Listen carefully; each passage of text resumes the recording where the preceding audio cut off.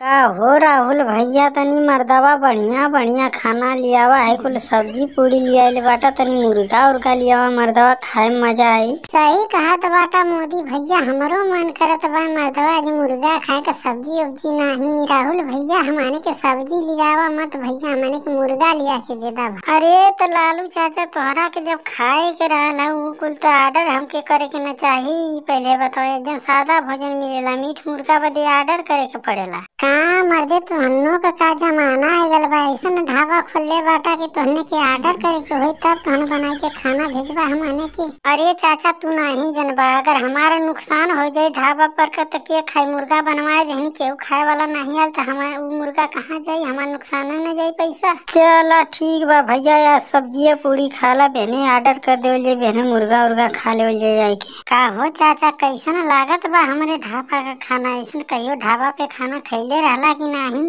नहीं राहुल भैया, तोहरे ढाबा पर का तो खाना एक नंबर का बा मर्दवा। ऐसा तो ढाबा पे हम कबहू नहीं खैले रहनी ऐसा खाना कत्तो ढाबा पे। ठीक बा चाचा, तब हम जात बाटे, अगर आर्डर ऑर्डर करे को है तो हमरा के फोन कर दिया। ठीक बा बाबू।